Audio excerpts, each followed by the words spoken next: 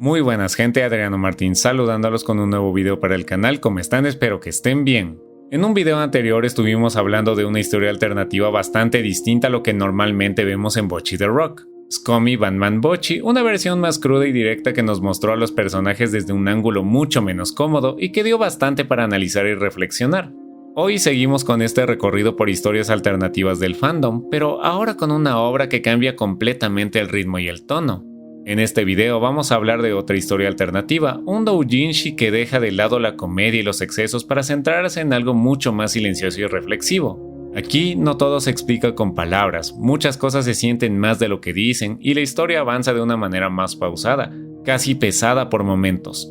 Tal como hicimos con la historia anterior, la idea es ir paso a paso, resumir lo que ocurre, analizar lo que nos presenta y tratar de entender qué quiere transmitir esta versión alternativa de Bocchi, sin prisas y respetando el tono que maneja la obra. Así que dicho esto, vamos a comenzar con Bocchi the Rock. Ya no puedo oír el tren pasando.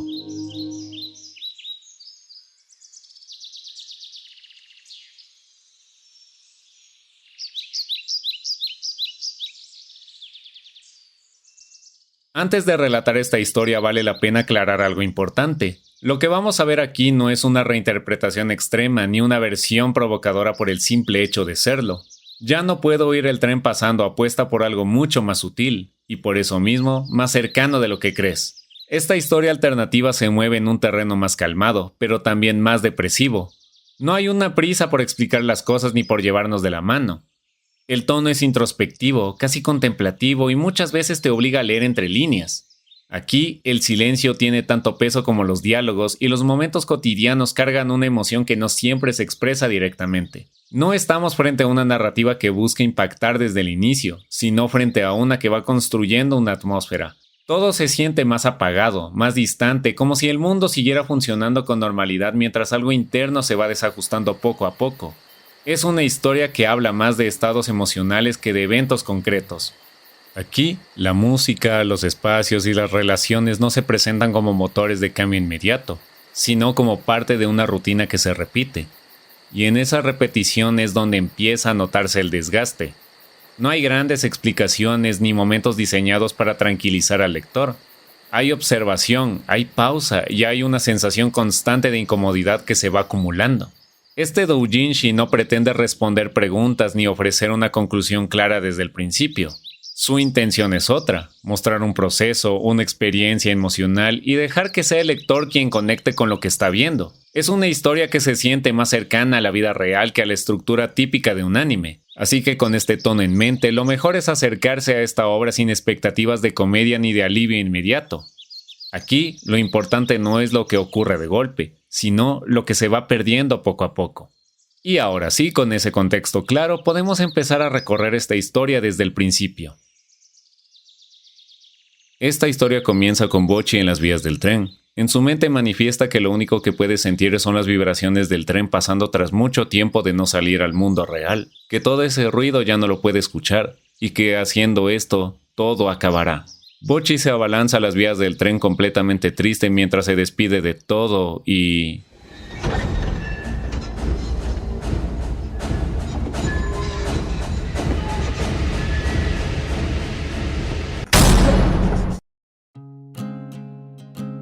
Bocchi despierta rodeada de sus amigas de la banda que están felices de que esté bien, pero Bocchi se asusta al verlas. Nijika explica que se desmayó en el escenario durante el festival y aún así fue todo un espectáculo.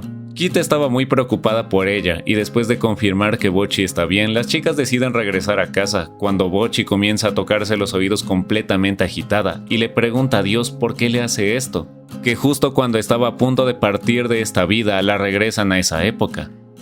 Tras el festival, Bocchi va al médico que le da la terrible noticia de que perdió la audición y esta no regresará jamás. Bocchi está consternada por la noticia que acaba de recibir, que tras eso su mente se quedó completamente en blanco, y su familia no puede ocultar la tristeza por lo que acaban de escuchar.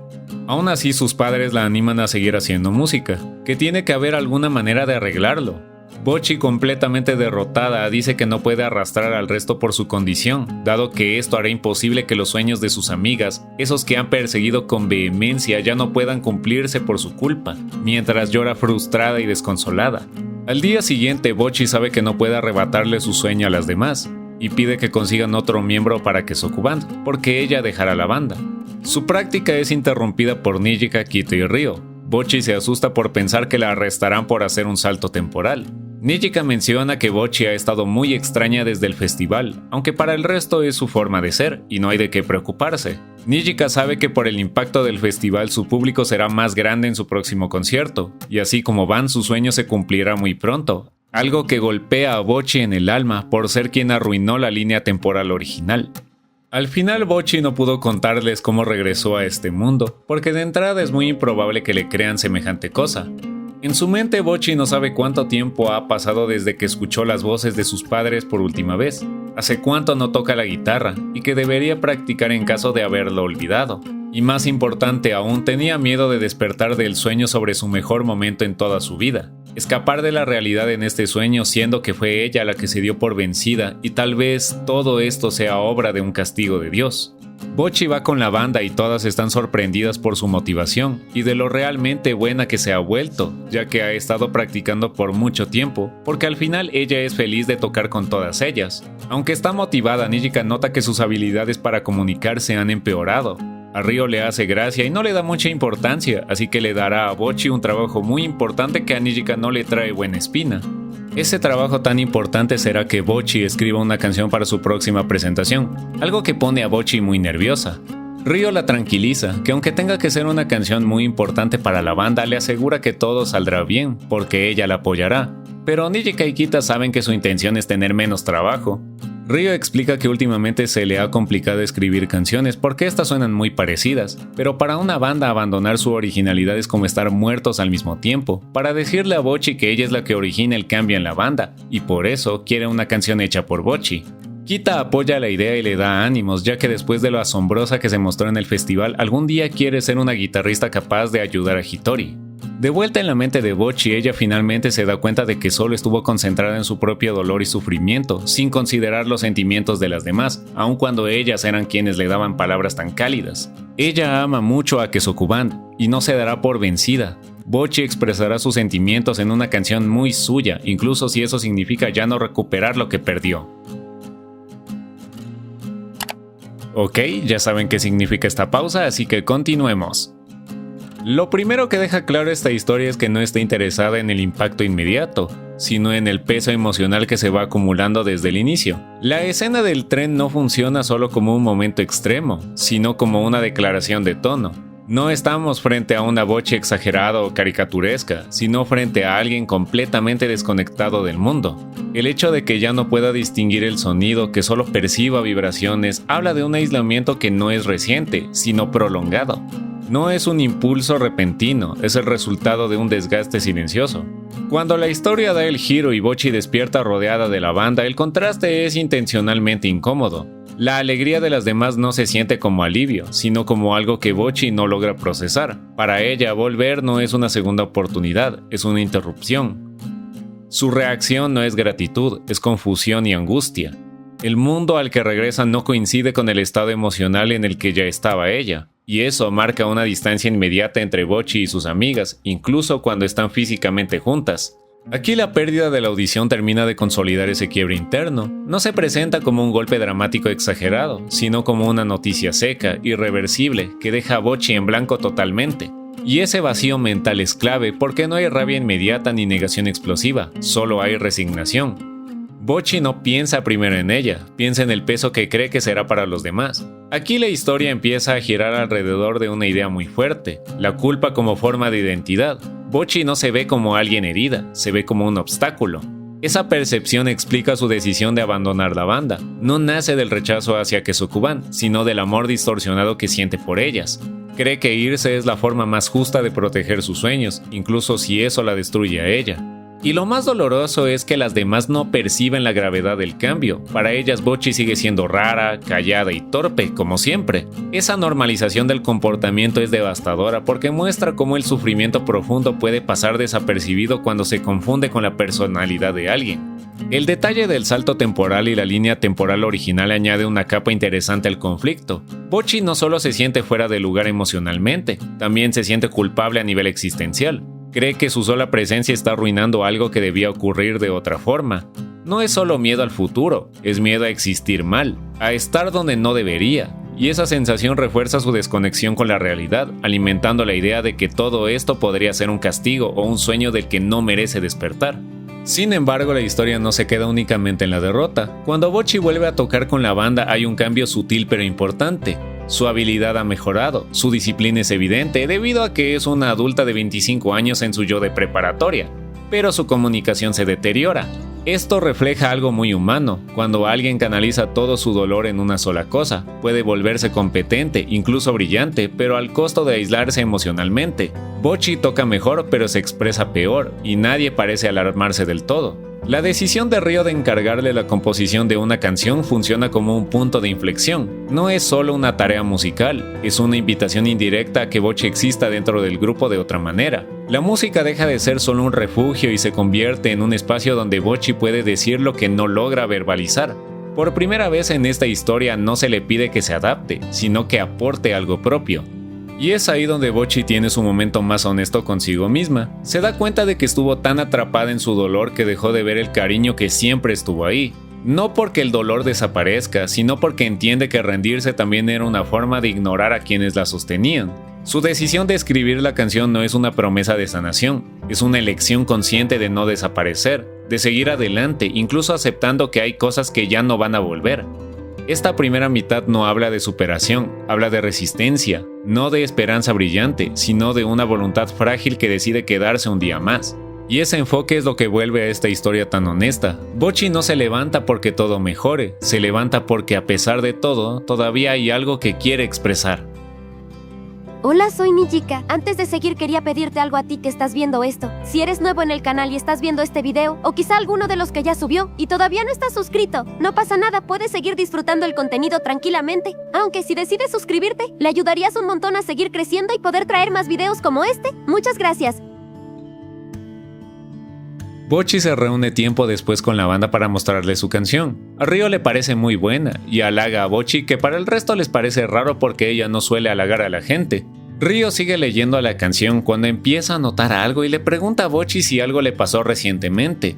Bocchi evita el tema con que todo está bien y Kita también la elogia por lo genial que se está volviendo. Nijika está entusiasmada y pide seguir de ese modo en el próximo concierto, mientras Ryo le roba las papas. Bocchi sonríe serenamente, recordando que al principio solo quería huir de sus problemas y al volver a este punto tan brillante de su vida siempre se da cuenta de lo que importa demasiado tarde. Pero a pesar de la edad siguen brillando y ahora solo quiere tocar con sus amigas otra vez y esta vez no darse por vencida, porque quiere hacer sus sueños realidad con Kesoku-band. Durante el concierto, aunque Bocchi está feliz de tocar de nuevo con su banda, no puede evitar derramar lágrimas en el escenario. Después del concierto, Bocchi sube al tren y entra en el vacío de su mente mientras un guardia avisa que ya están en la última parada. Bocchi no puede huir otra vez y aunque saltó al frente del tren sin ningún motivo, incluso se cuestiona si esto será real. Bocchi regresa al presente aún con vida y se vuelve a preguntar, ¿tal vez todo esto fue un sueño de Dios? No, no lo fue. Bocchi aún recuerda la canción y se dice a sí misma que nunca es tarde para empezar otra vez, porque está decidida en hacer realidad ese sueño a pesar de su condición, y vuelve a escribir de vuelta a sus amigas después de mucho tiempo. Al final ya no puedo oír el tren pasando no trata sobre perder algo, sino sobre aprender a convivir con esa pérdida sin que te defina por completo. La historia no intenta convencernos de que todo va a estar bien, ni nos promete una recuperación milagrosa. Lo que hace es mucho más confrontante, nos muestra a alguien que sigue adelante aun cuando sabe que hay cosas que no van a volver, y que vivir con eso es una carga diaria, no una lección bonita. El tren que al inicio representaba una salida definitiva termina transformándose en otra cosa. No desaparece, no se vuelve inofensivo, simplemente deja de ser el centro. Bocchi sigue sin oírlo, pero ya no necesita que ese ruido marque su destino. La ausencia del sonido se convierte en un espacio donde puede decidir qué hacer con lo que le queda, aunque ese resto no sea ideal ni justo.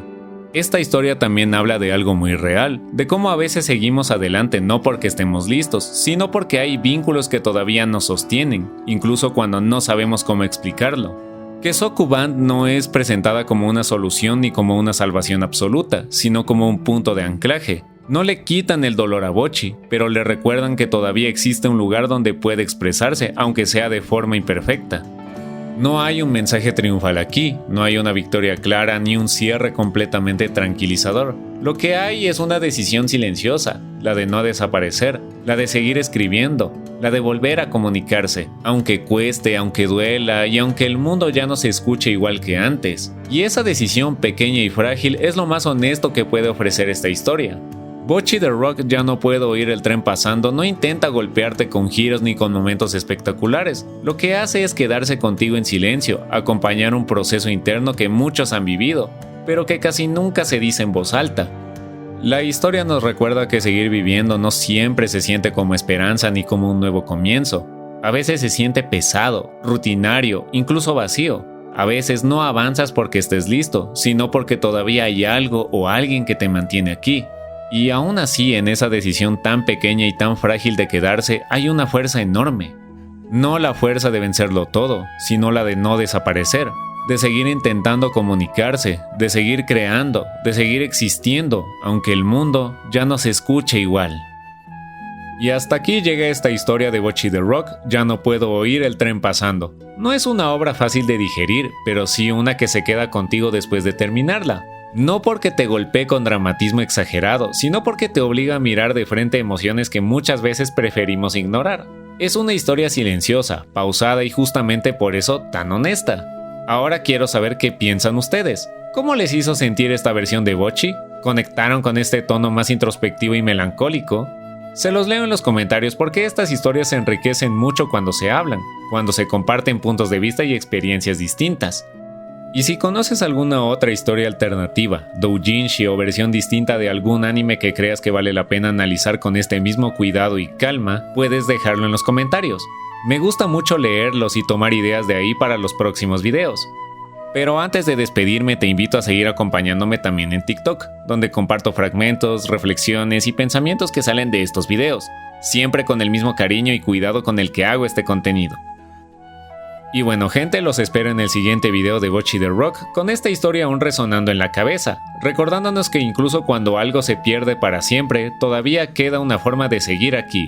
Así que cuídense mucho y nos vemos en el próximo video. ¡Hasta luego!